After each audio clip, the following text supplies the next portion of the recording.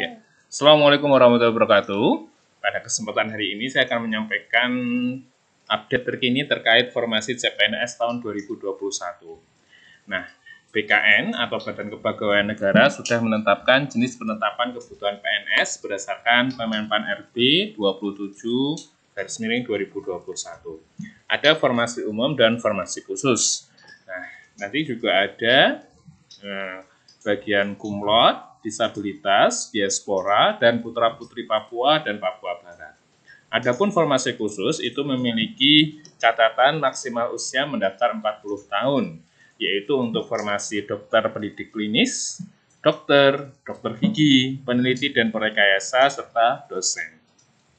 Nah, syarat umum pendaftaran seleksi CPNS yang pertama adalah usia paling rendah 18 tahun dan paling tinggi 35 tahun saat melamar. Jadi terkecuali untuk yang formasi khusus. Tidak pernah dipidana dengan pidana penjara berdasarkan keputusan pengadilan yang sudah mempunyai kekuatan hukum tetap karena melakukan tindak pidana dengan pidana penjara 2 tahun atau lebih. Ketiga, tidak pernah diberhentikan dengan hormat tidak atas permintaan sendiri atau tidak dengan hormat sebagai PNS, prajurit TNI ataupun anggota Polri, atau diberhentikan tidak dengan hormat sebagai pegawai swasta. Keempat, tidak berkedudukan sebagai calon PNS, PNS, prajurit TNI atau anggota Polri. Kelima, tidak menjadi anggota atau pengurus partai politik atau terlibat politik praktis. Keenam, memiliki kualifikasi pendidikan sesuai dengan persyaratan pejabatan. Ketujuh, bersedia ditempatkan di seluruh wilayah NKRI atau negara lain yang ditentukan oleh instansi pemerintah.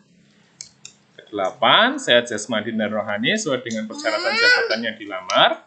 Kesembilan, persyaratan lain sesuai dengan kebutuhan jabatan ditetapkan oleh PPK. Nah, sebenarnya kalau kita membahas pengadaan pegawai negeri sipil, kita itu menggunakan Peraturan Menteri Pendayagunaan Aparatur Negara dan Reformasi Birokrasi Republik Indonesia, yaitu nomor 27 tahun 2021. Di situ sudah dijelaskan secara detail dari A sampai Z. Namun pada kesempatan kali ini saya akan menyampaikan terkait paragraf keempat, yaitu SKD pada pasal 35. SKD sebagaimana dimaksud dalam pasal 31 huruf B menggunakan sistem CAT yang diselenggarakan oleh BKN. SKD sebagaimana dimaksud pada ayat 1 dilakukan untuk menilai kesesuaian antara kompetensi yang dimiliki oleh pelamar dengan standar kompetensi dasar PNS. Nah, SKD di sini itu meliputi 3, yaitu tes wawasan kebangsaan, tes intelijensia umum, dan tes karakteristik pribadi. Nah, kenapa saya menekankan ini? Karena ini harus kita siapkan dalam mengikuti CPNS tahun 2021.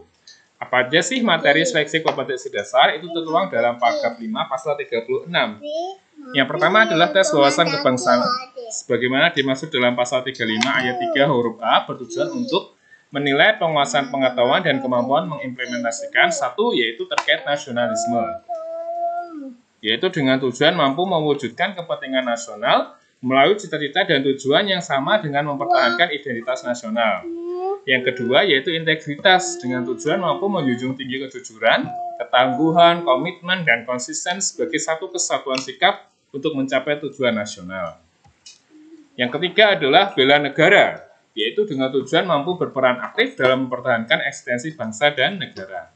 Yang keempat, pilar negara dengan tujuan mampu membentuk karakter positif melalui pemahaman dan pengalaman nilai-nilai dalam Pancasila, Undang-Undang Dasar Negara Republik Indonesia tahun 1945, Negara Kesatuan Republik Indonesia, dan Bhinneka Tunggal Ika. Itu materi terkait tes wawasan kebangsaan. Materi berikutnya yang harus kita pahami adalah terkait tes intelijensia umum. Sebagaimana dimaksud pada pasal 35 ayat 3 huruf B bertujuan untuk menilai penguasaan pengetahuan dan kemampuan yang mengimplementasikan satu terkait kemampuan verbal. Ya. Kemampuan verbal di sini meliputi analogi, silogisme, analitis. Ya. Analoginya dengan tujuan mengukur kemampuan individu dalam menalar melalui perbandingan dua konsep kata yang memiliki hubungan tertentu kemudian menggunakan konsep hubungan tersebut pada situasi yang lain. Kedua, silogisme, yaitu dengan tujuan mengukur kemampuan individu untuk menarik kesimpulan dari dua pernyataan yang diberikan.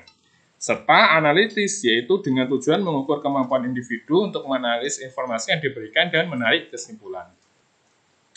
Yang bagian B adalah kemampuan numerik. Nah, kemampuan numerik di sini yang kita lihat yaitu dari sisi berhitung dengan tujuan mengukur kemampuan hitung sederhana, deret angka dengan tujuan mengukur kemampuan individu dalam melihat pola hubungan angka, perbandingan kuantitatif dengan tujuan mengukur kemampuan individu untuk menarik kesimpulan berdasarkan dua data kuantitatif, soal cerita dengan tujuan mengukur kemampuan individu untuk melakukan analisis kuantitatif dari informasi yang diberikan.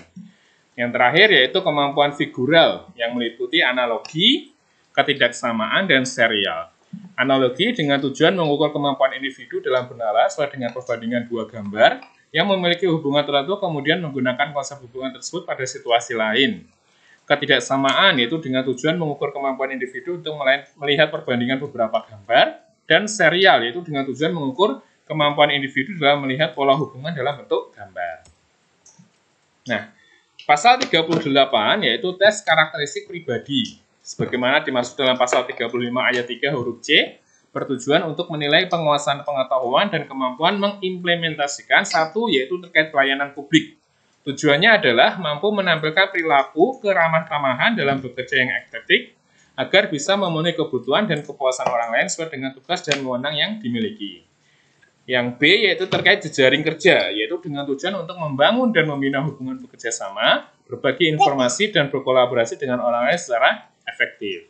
Ketiga yaitu terkait sosial budaya, yaitu dengan tujuan untuk mampu beradaptasi dan bekerja secara efektif dalam masyarakat majemuk, terdiri atas beragam agama, suku, budaya, dan sebagainya.